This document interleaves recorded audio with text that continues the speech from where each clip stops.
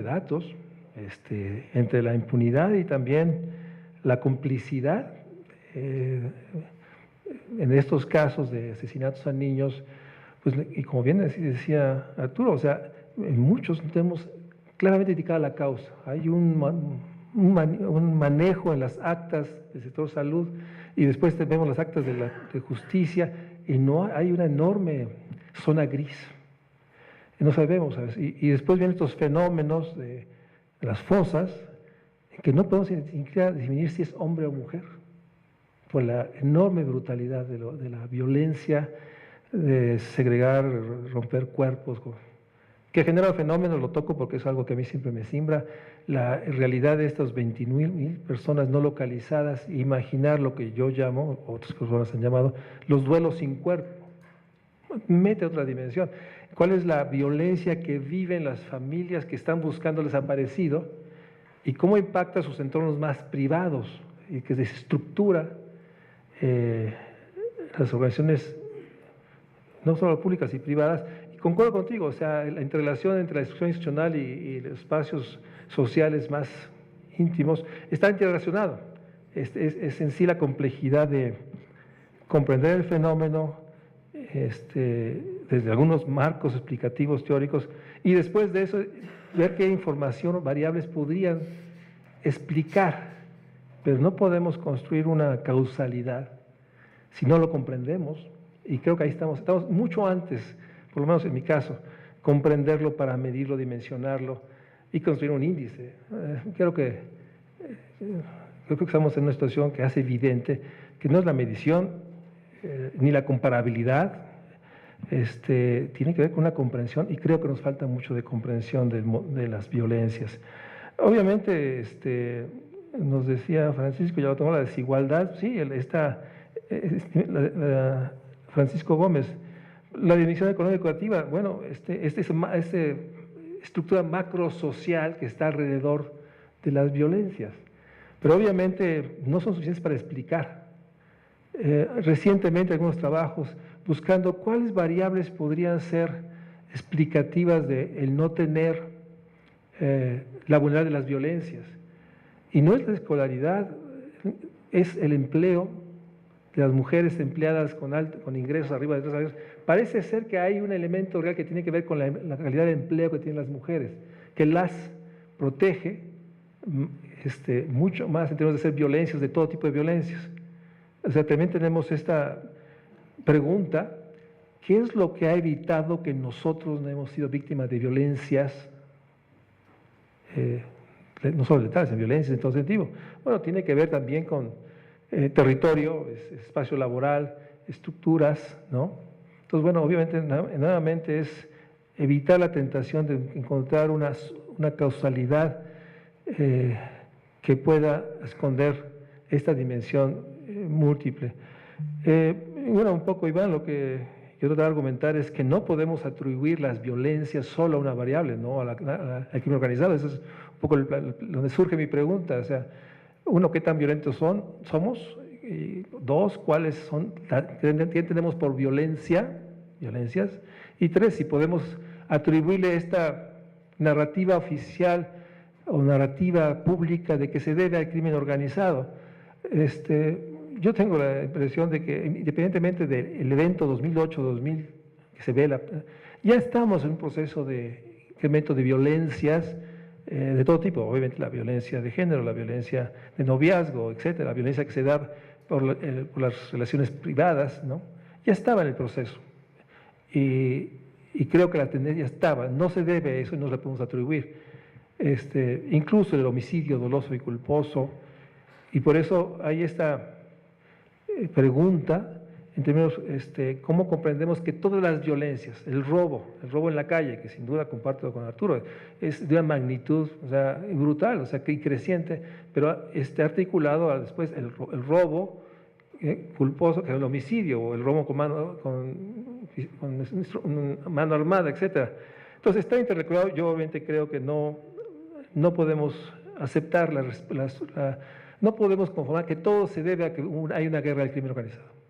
No, es desmontar esa narrativa que creo que esconde procesos de estructuración institucional, social, y que obviamente tiene esta parte que bien que retomo de Arturo.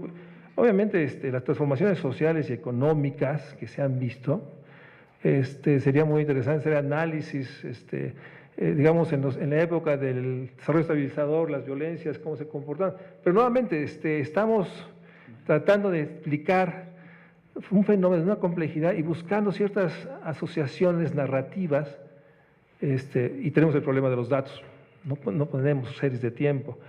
El problema del registro de homicidios, bueno, obviamente ya lo hizo Arturo con mucha precisión. El tema de medir el daño, sin dudas, es una dimensión de la violencia, nuevamente el daño que se le genera a una madre que no encuentra a su hijo. Todo el tema que está en la Ley General de Víctimas, 6 de enero de 2012, primera iniciativa firmada por el presidente Peña, y bueno, ¿cómo estimamos el daño? Y la ley establece que el derecho a la verdad, ¿sí?, el derecho a un monto de reparación del daño, cómo se estima el daño, ¿sí?, en términos económicos, hay un fondo. O sea, son dimensiones realmente nuevas de lo humano que trastoca o que pone en tensión todas nuestras metodologías de aprendizaje y comprensión de lo social. Y yo siento, y yo tengo la posición, que estamos tratando de medir o dimensionar un fenómeno que es totalmente mayor que toda la cuestión social. Por eso el planteamiento es observar la cuestión desde las violencias, para dar cuenta de la complejidad, y la segunda narrativa que no está, de la enorme insuficiencia de la respuesta del Estado. No solo ante el tema del derecho a la verdad, sino el derecho simplemente a resarcir el daño. Obviamente, bueno, el tema de la protección al ser humano, sin duda, que tiene los temas del riesgo, esta noción de riesgo que está asociado en términos de la medición. Y bueno, la pregunta final, el comentario final tiene que ver, es una pregunta en el centro de la economía política, ¿no? ¿Quién es responsable de la protección? ¿El Estado? ¿Los mercados? ¿Los núcleos privados? ¿Bajo qué criterios? Lo hemos dicho en clase, ¿no? O sea, ¿cuál es la noción de protección? Y nuevamente está el debate de si los individuos deben comportar con hábitos para no generar riesgos, no salir en la noche, no vestir de una manera, etcétera. Entonces hay el debate, ¿a quién le corresponde la protección? Bueno, yo parto de un Estado social, un Estado redistributivo que le corresponde, ¿no? Y después, ¿cómo construimos un sistema de protección y que pone en el centro de protección a la vida y a las violencias? No el sistema de protección social, por eso CESA, que implica toda esta zona de los riesgos asociados al siglo XX, ingreso, enfermedad, vejez, viudez, etcétera.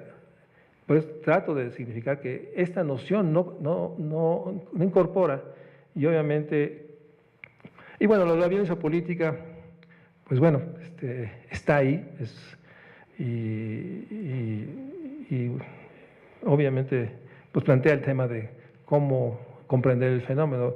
Nietzsche bien decía que hay interpretaciones, no fenómenos, ¿no? O sea, y tenemos primero que comprender el fenómeno y dar cuenta. Yo estoy cada vez más convencido desde que yo trabajo en el PUED, que hay una nueva cuestión social y que es una nueva cuestión que incorpora todo lo que ustedes hicieron, las violencias. Si hay posibilidad, decía Álvaro Urreta, de construir, déjame usar las frases que tenemos en el grupo que coordina Rolando del nuevo curso de desarrollo. Sí, hay que construir un nuevo curso de desarrollo. Y no por eso, y desarrollo entendido, y son frases de Rolando, o sea, desarrollo no solo con garantía de ingresos o bienes y servicios suficientes, ¿no? Desarrollo entendido como garantía de derechos humanos y ampliación de democracia o de actividad democrática. Si no hay un desarrollo democrático con garantía de derechos humanos, eso no es desarrollo. Y lo que tratamos de hacer desde este grupo y otros frentes es poner en tensión que el curso de desarrollo que enfatiza competitividad, productividad, ¿sí?, libertad, ¿sí?, está muy lejos de poder enfrentar la incertidumbre, la confusión, el miedo, el temor, la sensación de desesperanza, déjenme usar esas palabras que no tienen dimensiones cuantitativas, que creo que es lo que está debe estar en la discusión.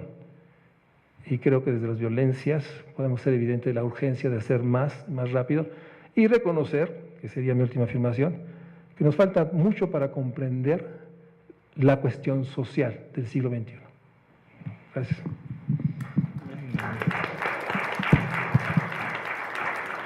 Bien, pues muchas gracias, María Luis, muchas gracias, Arturo.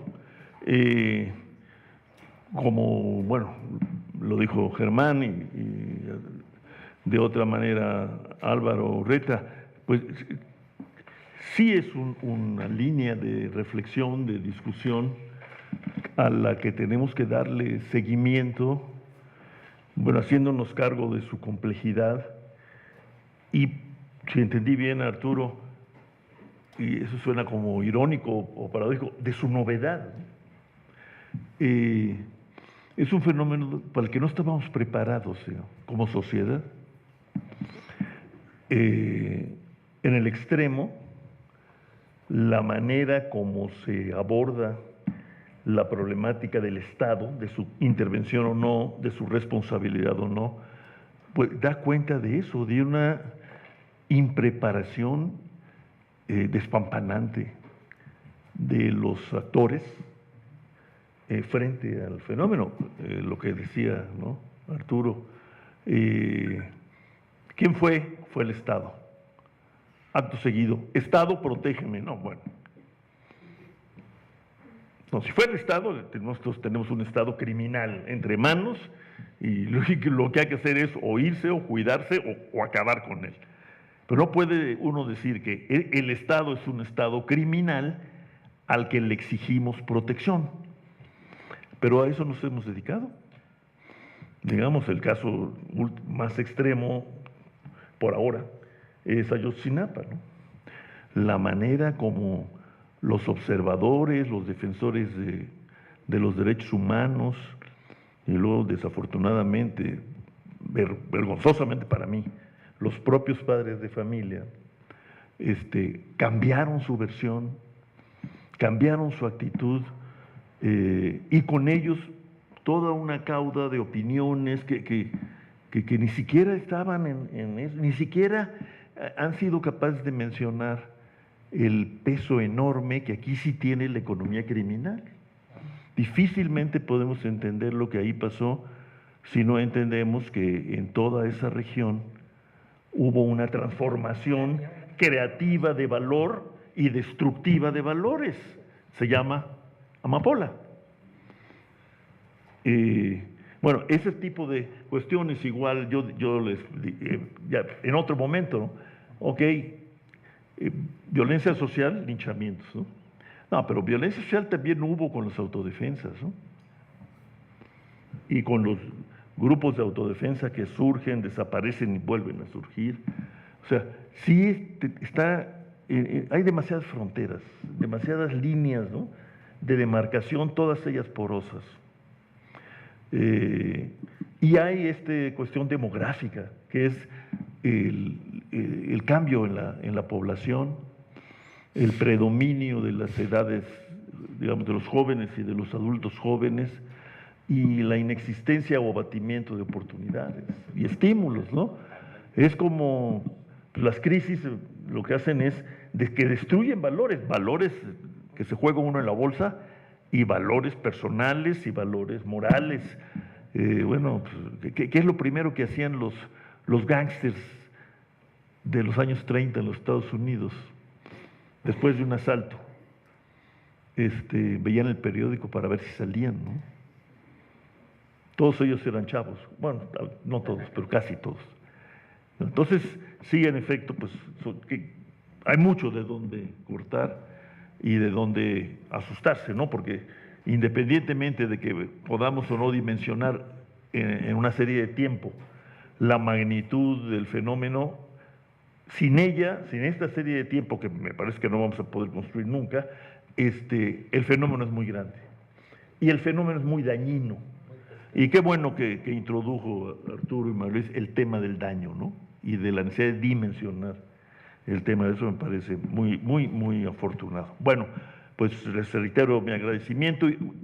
Un anuncio: el 6 de septiembre en este lugar, creo, con la participación de los doctores Delfino Vargas y Liana Yashine, ambos del PUED, y el doctor Alfredo Bustos del INEGI, y representantes del Coneval y del Grupo Técnico Ampliado, pues vamos a abordar el tema de ingreso, pobreza y desigualdad en el contexto pues de las nuevas mediciones que nos va a ofrecer INEGI y que dieron lugar, como recordarán algunos, pues a una discusión complicada el año pasado, ¿no? Entonces, ese es el 6 de septiembre. Y el 19, no, perdón, y el 4 de octubre estará con nosotros, precisamente abordando el tema de medición de la pobreza, el doctor Gonzalo Hernández Licona, que es el secretario ejecutivo del Coneval. Esas son sesiones de aquí del Seminario de la Cuestión Social. Y tenemos un foro los días 28 y 29 de septiembre, que hemos llamado La crisis global y el estado de bienestar, México en tiempos de Trump, con invitados de otros lados, etcétera. El programa ya lo conocerán. Esto será en la Facultad de Economía los días 28 y 29 de septiembre.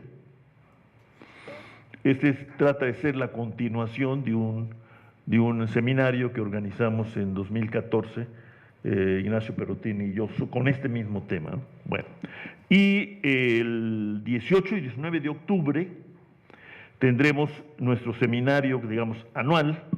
Es el 10º Diálogo Nacional por un México Social, Democracia, Estado e Igualdad, las perspectivas. También tendrá lugar en la Facultad de Economía de la UNAM, en este caso en el Auditorio Narciso Basurs. Pues están todos convocados, invitados. Pues muchas gracias, nos vemos aquí pues el 6 de septiembre para empezar, ¿no? Buenas noches.